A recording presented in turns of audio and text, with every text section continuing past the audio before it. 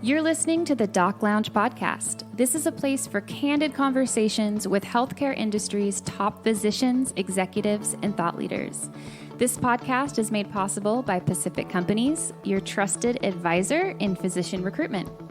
I am your host, Summer Gilbert, and I am the Director of Marketing and Branding here at Pacific Companies.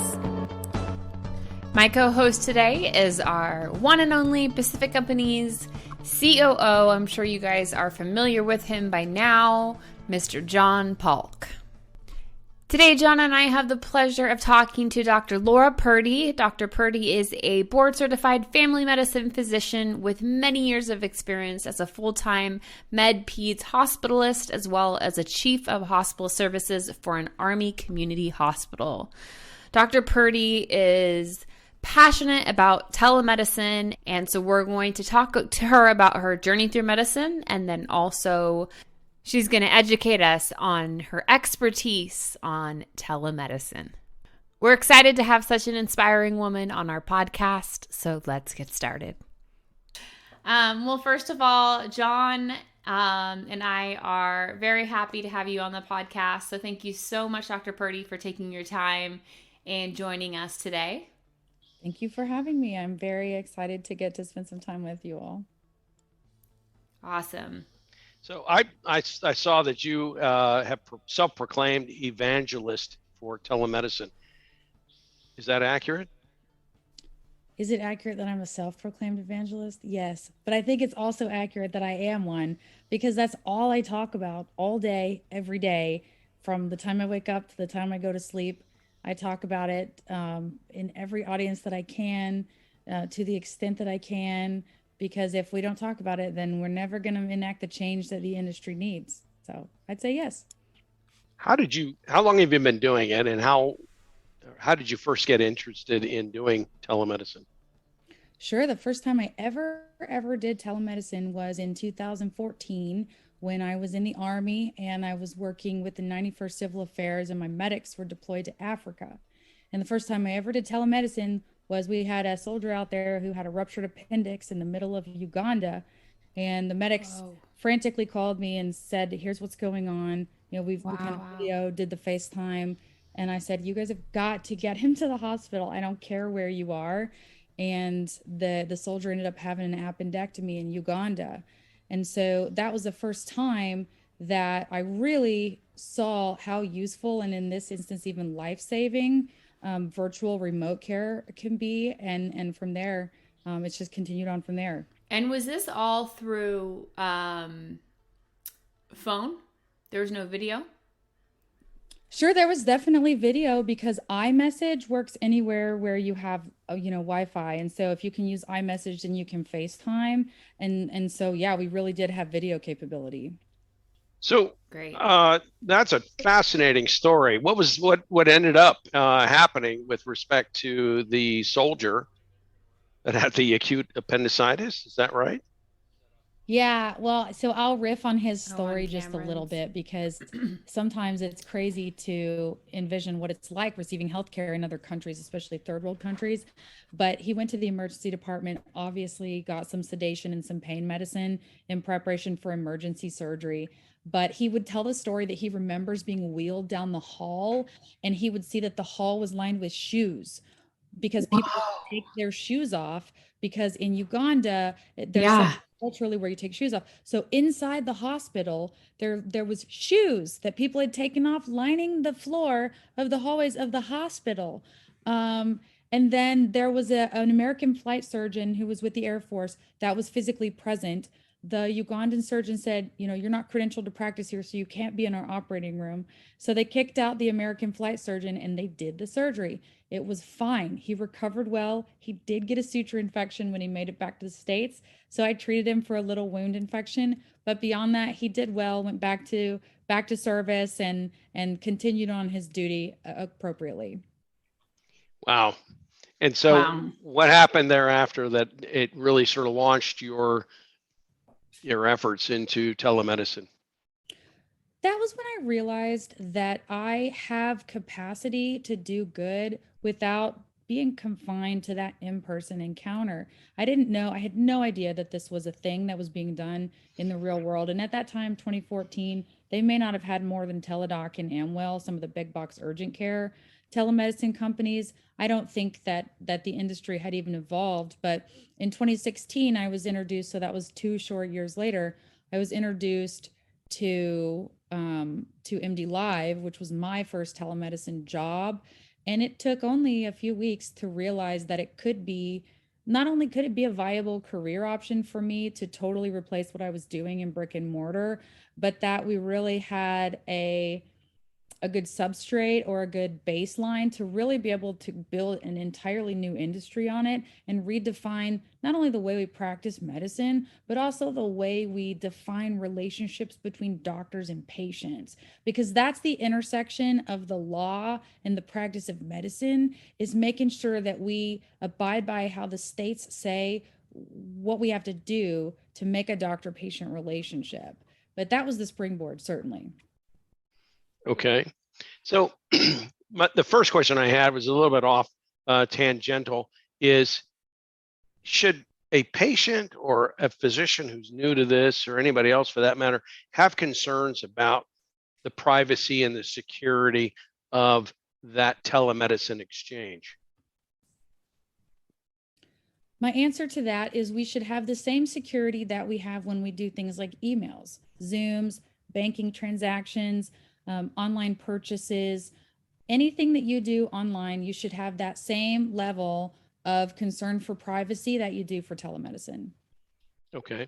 So the the actual virtual private network, which I guess is the proper technology to describe the actual exchange, is secure, and we shouldn't be concerned about that if we're a patient or a physician. Well, every system is different, right? Just like every banking system. I mean, you've seen things online where your financial information has been breached, or your social security number's been leaked, or your credit card's been leaked on the dark web. And so I think the answer to that question is very much the same answer to how secure are all of the other online systems, right? Some are more secure than others. Some have proper security systems set into place, and others don't. It's just as secure and it's just as private as any other online system. Okay. You mentioned licensing. I think I saw on somewhere on your introduction that you've got licenses in every state. If that's incorrect, please correct me. But what's the difference between a telemedicine license in one state versus another? And are there impediments in various states for obtaining that, or limitations for having that telemedicine capability? Let's say, I know in some states you have to be present in the state, or at least that was my experience in the past. Great question. No states require a physician to be physically present in a state to hold a medical license or to practice medicine in that state. It's a myth. And it's actually a very dangerous myth, because a lot of the reports that are filed and complaints that are filed against doctors to medical boards by civilians comes from their ignorance of the fact that a doctor does not have to be located in the state where the services are rendered. Even before COVID, that was not a thing. And you don't have to be licensed in that state to be practicing medicine there. But you do, I'm sorry, you don't have, forgive me, I said that wrong. You don't have to be located in a state to practice medicine there, but you do have to be licensed in the state to practice medicine there. But licensure and residency are not the same thing, and they are not required. Some states do have a telemedicine license, but I prefer full unrestricted licenses, because if I ever wanted to physically go and physically practice in a state, then I would like to have the licensure intact to do that. But only a very small percentage of states that have telemedicine licenses. The rest of them are just full unrestricted licenses. The requirements are the same. The licensing process is the same. You go to the state medical board website, you print off the application, or you file it online if it's electronic. And then you start to compile all of the requirements that that particular state has for you to get licensed in their state. Generally speaking, the telemedicine licensures, if they have them, like Oregon is a state that I know that has that. I think Texas also may have that. Beyond that, I'm not sure who does. They're usually shorter applications with fewer requirements because they know you're generally not going to be applying for in-person privileges at a hospital if you're doing the medicine licenses, but the restrictions are less rather than more.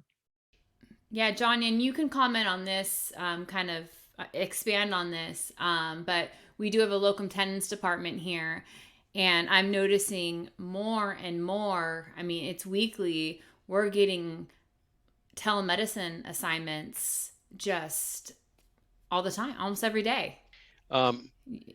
Yeah, I mean, it's occurs to me that there's a huge potential that exists out there. Before we get into that, can you give us an overview of what the principal advantages are of telemedicine? I think everybody understands that it expands the reach, the access, particularly for rural areas. Here in California, we have vast areas that are remote, and the only way they're ever going to get for instance, an endocrinology consult is through telemedicine. But share with us what you've discovered as some of the advantages of telemedicine that others may not understand or appreciate yet. Sure. So healthcare as an industry, I think to its detriment, has been very slow to join the modern digital age. We can do anything online now. I can have groceries delivered to my house, or I can schedule groceries to be delivered to my house in 2 weeks, right? I can shop online. I have a veterinarian. I do veterinarian care online. My children take instrumental music lessons online. Our entire nation did educational, schooling in the year of 2020. We proved that you could do just about anything online. But because of adoption and fear and ignorance and impediments at the legislative level, the healthcare industry has been slow to catch up with the entire rest of the world in leveraging digital technology to perform their functions. So my argument to you is that digital healthcare, virtual healthcare, or we can use the term telemedicine, which is slowly becoming outdated, improves every aspect. It improves scheduling, it improves commute, it expands a patient's ability to get care outside of normal business hours, which means that more people are going to get care because now they don't have to take off time from work or travel or pull their kids out of school. It also increases access to specialists. It decreases costs because a lot of telehealth is cash pay right now, although we are starting to see a lot of payers come into the mix. But it's cheaper. You don't have to deal with copays. It's a better alternative for people who are uninsured. It does expand the doctor's reach. That's true, but it also helps with quality of life for physicians. Physicians are leaving the practice of medicine every day because their souls are just being crushed by what it's like to work in a hospital or a clinic. It's no way to live. Frankly, being a full-time physician is hardly a way to live. And so telehealth is doing that. Additionally, the technology that is being developed and the devices and the connectivity and all of the innovative technology that we are starting to see develop, I think is actually pushing us closer. This is really exciting to actually being able to deliver better healthcare through technology, better quality, better accuracy, and better delivery of healthcare than what we see in the brick and mortar traditionally. Interesting. I'm sure there must be some hesitation beyond the legislative level, and we can only presume that that's entrenched interests that might be the resisting factor there. But what sort of reluctance and or challenges have you found towards adoption at a patient and physician provider level? Phenomenal question. My summary of where I think the problems to adoption come from, it falls into, I would say, maybe 3 buckets, right? The first bucket is just ignorance. People don't know what they don't know. And we don't have enough systemic adoption yet that the first thing the average American thinks when they want to get some healthcare done is, ooh, let me check online to see what's available. So just general adoption. We don't think about it. We don't know about it. We don't know to look for it. We don't know what the options are. And we, when I say we, I mean, the general public. The second is fear, right? Fear. In the early days of online care, we would have the old online pharmacies where there was no doctor interaction. You would get pills shipped from who knows where in the world. Potentially they're bad quality. Maybe you would get identity theft along the way. And that is unfortunately the archaic precursor to modern day digital healthcare, but it also put a really bad taste in a lot of people's mouths. So there's fear of scams, fear of having their identity stolen, or somebody harming them, or not being seen by a real doctor, which there's really no substance to those fears at all. But the second thing I would say is fear. And then I think the third problem with adoption is an inability to have an open mind and understand that this is where we are heading, whether we like it or not. And that's a lot of the problems with the doctors. And unfortunately, it's the unpopular opinion, maybe, I don't know, maybe it's the popular opinion, but the naysayers are just going to kind of have to finish their career, retire, and move on so that everything can advance, because this isn't really the future. It's actually the present. It's already here. Millions upon millions and millions and millions of healthcare visits are done through digital health every year. And I think resistance to the fact that it's already here, resistance to the fact that it is the future, and resistance to get on board will just result in those doctors kind of fading away and being replaced by the future of our industry. Is there any difference in a prescribing when it becomes to telemedicine? So the medicine never changes. The practice of medicine never changes. But what we are faced with from a legal perspective is we have to make sure that we are meeting the legal definition for doctor-patient relationship, which I feel like I could talk a whole other hour on doctor-patient relationship and how we define it, and why we are judging so harshly how we define that. I just think we have no business judging that anymore, or to the extent that has been done historically. But the prescribing, so there's a lot of technological systems that have to be put into place for you even to be able to do it, because it has to be done digitally. That's the law in most states. But establishing the patient encounter, making sure the system is set up to safely transmit ERX, and then acquiring or gleaning all of the information that you need from your patient to issue a valid prescription that's medically appropriate. Those are the steps, but it really doesn't change from what we do in person. And it doesn't have to be phone or virtual. Is there a difference? So there's two types of telehealth, right? And some people would argue there's a third. Synchronous, which is phone and video, and that's kind of old school. Asynchronous, which is done chat-based, intake form-based, questionnaire-based, email-based. And then some people would say like remote patient monitoring, which is really interacting with patient data and less interacting with the patient, but their data. And those would be the people that are on remote telemetry or doing blood sugar checks, or like, EKGs, heart rate monitors, where sleep studies, where the doctor is looking at that from over here and making medical decisions based off of the data. But that really probably falls still more into synchronous or asynchronous. But the vast majority of states now have provisions in their laws to permit for the delivery of asynchronous healthcare. Interesting. In prescriptive authority, that you've explained that, are there distinctions between the provision of virtual or digital telehealth medicine and face-to-face encounters when it comes to medical malpractice in the provision of insurance? The policies cost about the same, right? Because I'm still doing family medicine, but I am not doing procedures. So maybe it's cheaper because I'm not requesting to be insured for procedures. But the vast majority of what you're doing through telehealth is exceptionally low risk. I've never been declined a policy, and neither have any of my friends either. I have some gynecologists and some urologists and dermatologists and EM docs. I'm family medicine. And I think what I've heard is that the policies generally cost the same, but if you're not doing procedures, then it's a little cheaper.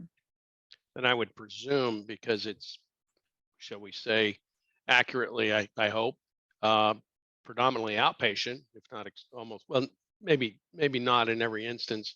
Does it change the credentialing and privileging piece? Yeah, so the vast majority of companies that I have been affiliated with are direct to consumer cash pay outpatient. So I need a refill for my asthma medicine, or I want to be evaluated for Viagra, or I have this skin thing. Can you assess me? These days, however, there is a tremendous market for virtual wards, virtual ICUs, virtual ERs, virtual urgent cares, which is still outpatient, virtual observations, even outpatient, inpatient wards, which is crazy, where people are being managed at home but with in-person nurses and LPNs and MAs, and then remote physicians that are making decisions off the management. I mean, there's so many in the cat. Credentialing gets a little sticky, because I think most hospitals, again, have not yet caught up with this notion, and they're still putting people all the way through full credentialing processes, which in my humble opinion is unnecessary, because again, they're not doing procedures, they're not touching people, they're not going to go do CPR and put in chest tubes, so the liability is generally lower. But yeah, they're still putting people through full formal credentialing processes. Yeah. Interesting. I've got another question here for you. I've talked to physicians who are embarking on their first telemedicine assignment, and there was uniformly some hesitation and questions about how's this going to work. So, in your experience, are there, and if there are, what are the unique skills required for a physician to be adept at this? Excellent question. And I've heard the same. And because I get it, physicians are creatures of habit. They are generally risk averse if they're smart. And telemedicine is different, right? But the nice thing is that it is like a Burger King scenario. You can have it your way on both sides of the coin. The business has the ability to create their offering however they want to offer it.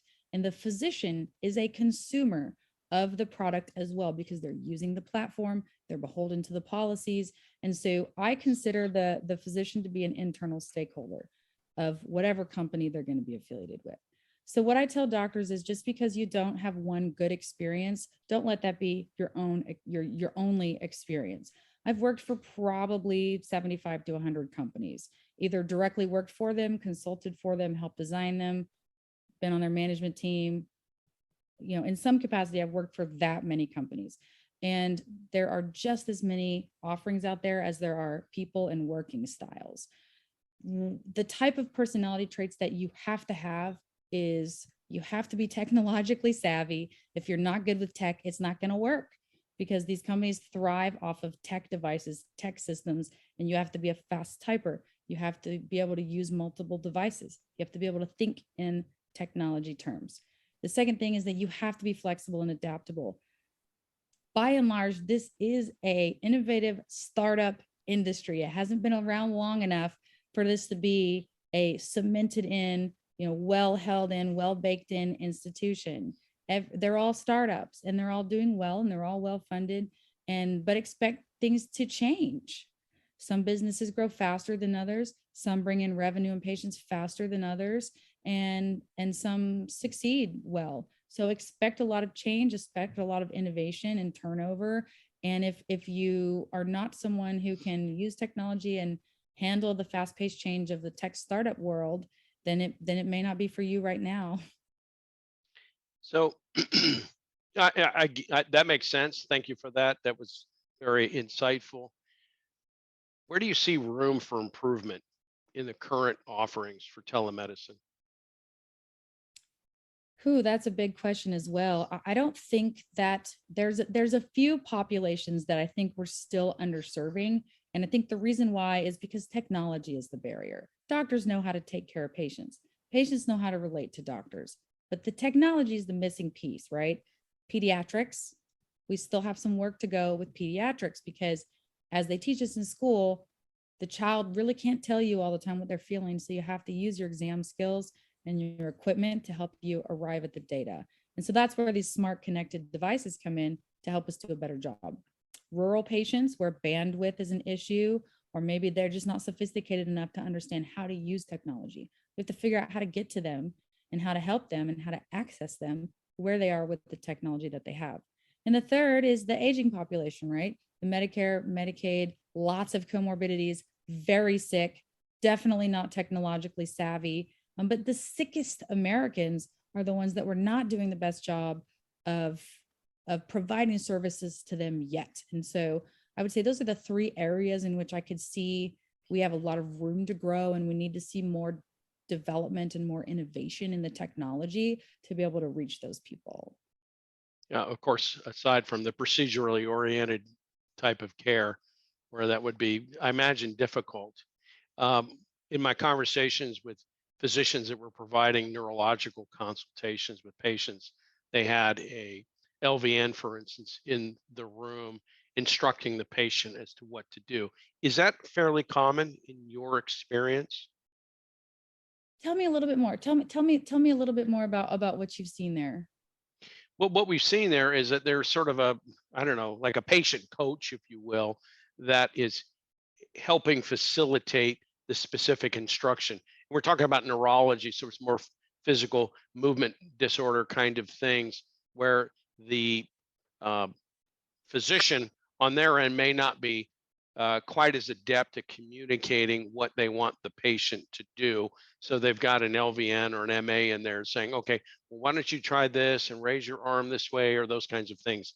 I'm just wondering how common that is, and if that's still necessary in, say, the provision of primary care. I wouldn't think so. Oh, well, that's a good idea.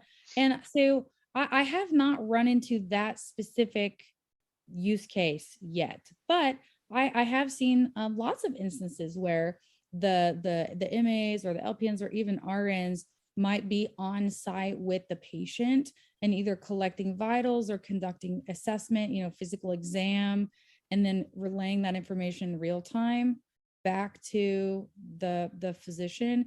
And I think depending on the use case, there's definitely still a need for that, depending on where it is and what they're doing. Right. I could definitely see in the neurologic space, that would be very important because neuro testing is very intricate. But yeah, I don't think we've moved past that. I think the more that we can blend what we're doing virtually or digitally with what we're doing in brick and mortar to try and eliminate that exit of care where we say, I'm so sorry, but I can't take care of you anymore virtually. And so you're going to have to go in to be seen. The farther out we can safely push that point, the better that we're doing. And I could envision that using LVNs or someone to do that would help us get to that point. I've got a number of other questions here. I'm going to skip some of them, and I do have at least one more I want to ask you. But before I ask you that, Dr. Purdy, are there some things that you want to share with us about telemedicine, given your breadth of experience, that we should know that I haven't asked you about? I mean, gosh, you've really hit the nail on the head. But I think the one group of people that maybe we haven't talked to, right? Because we've talked about doctors, we've talked about hospitals, we've talked about patients, we've even talked about the law a little bit, but who haven't we talked about, right? The segment of people that we haven't talked about yet is the potential founders and the potential innovators.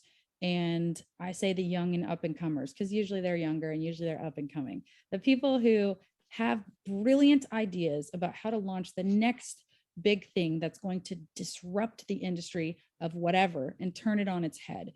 Because the healthcare industry has subsegments of smaller industries within the larger industry. There are people who are disrupting the lab industry, the home testing industry, the vital signs industry, the inpatient industry. We need those innovators to not have fear and to be bold, to step up and say, I have this idea. Let's see if we can make change.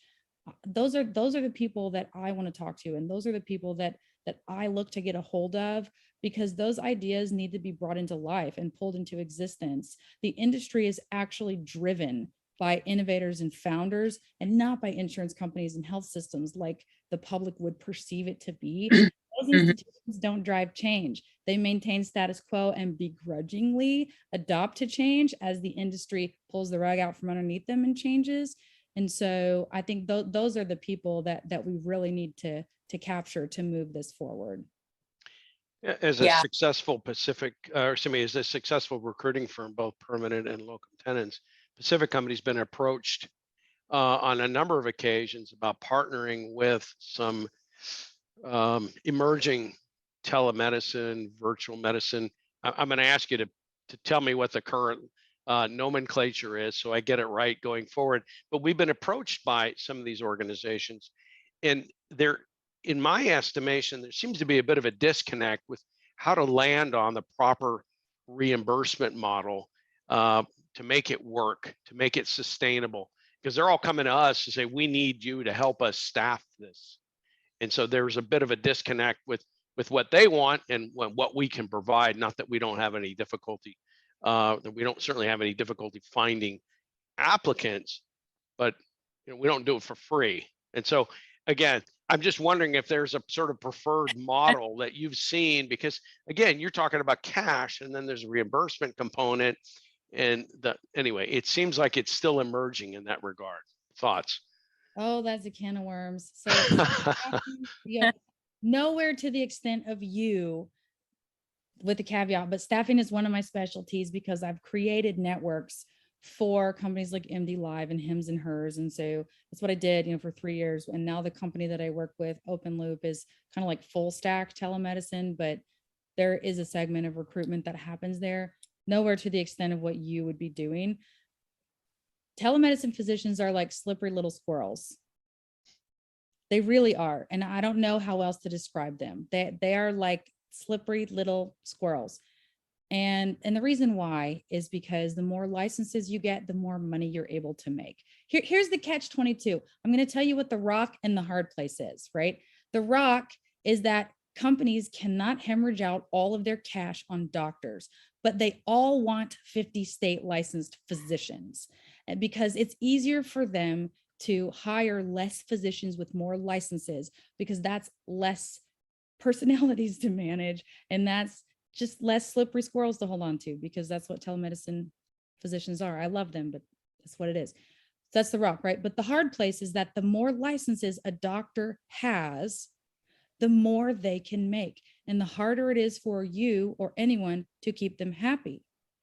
And they're not going to accept something like $100 an hour or $150 an hour. And if you are trying to get them to do synchronous visits, which is phone calls and video visits, forget about it. A 50 state, or even, anything more than about 10 or 15 licenses, unless they have disciplinary action, they're not going to sit around and do phone call and video visits for you all day long, especially if they're 20 or 30-minute visits. Forget about it. So the problem that you come up on is, how do I make the client happy? And how do I keep the doctors happy? And that's nearly impossible to do. Somebody has to give. Usually it has to be the company, because the doctors are too arrogant to change. But reimbursement, so the way that I like to talk about it is you either pay for time or you pay for coverage. So, and this is just my own thing that I made up, right? So you may think about this totally different, but this is how I think about it. I cannot pay somebody to be available 24/7, 365 to take a small number of cases and expect them to be happy with a reimbursement per case. I can't say, hey, doctor, you're going to get 5 calls a day. I'm only going to pay you $35 for your 5 calls, but you have to take those calls no matter when they come in. Right. It just doesn't work. So conversely, what you can do is you can pay a lower rate for coverage that may or may not have patients pop up. And doctors actually kind of like that because it feels like free money, but you're paying them for their time, right? But on the other side of the coin, doctors are not willing to be paid for their time if they're going to get water hose blasted with 50 consults in an 8-hour day. Back in the day, I was doing 40 patients a day, 40 phone calls and videos a day. And that was awful. It was really hard to sustain. And I did that for a couple of years. So you have to decide if you're going to pay them for their time or if you're going to pay them for their volume, but you can't really do both. Volume jobs are not happy being paid for their time. and time jobs aren't really happy being paid for their volume. And so somewhere in there is the secret sauce of how to pay everybody and keep everybody happy, and then also make your margin and let it be a fair market value. I don't envy you, because those are hard decisions to make. Yeah. The disconnect has been, you're buying their availability, but you only want to pay them when there's actually an encounter. I understand that from a business point of view, if I'm the telehealth, telemedicine company, but it shows a lack of understanding of the mindset of that physician. Hey, I'm hanging her out and I don't get to control the availability of patients. You guys, if you want me to see patients, then that's really more up to you rather than up to the physician as a whole. So I'm glad we had an opportunity to talk about that. But yeah, and I'll take it one step further for you there, right? Because that removes the human element from things, right? Because I have 4 kids. The youngest is 8. Or I'm sorry, the oldest is 8. Let me say that correctly, because that changes things.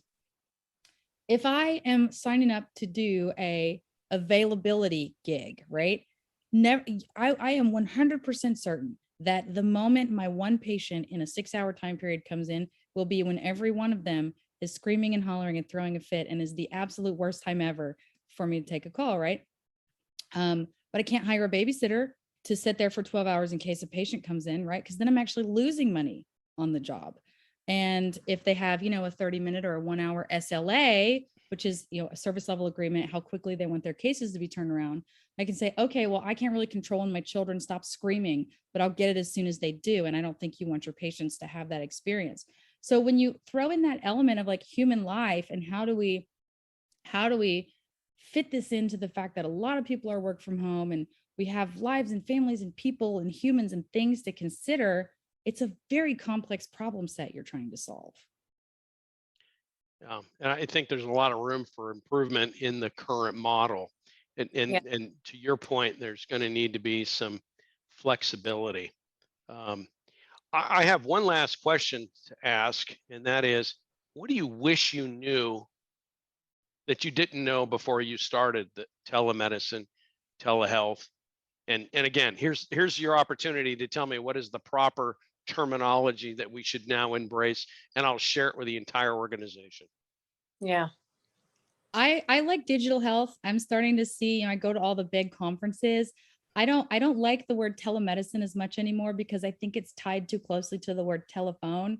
And so it makes us think that we're doing this when we talk to patients, and we're moving away from this. So I like digital health because it's more of an inclusive term that embraces all the modalities.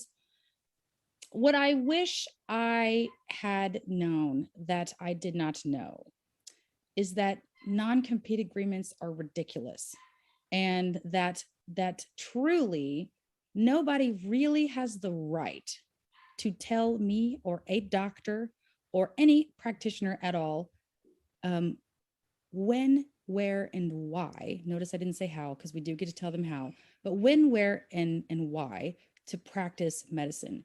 And in my first full-time job, I did sign a non-compete agreement because I didn't know any better.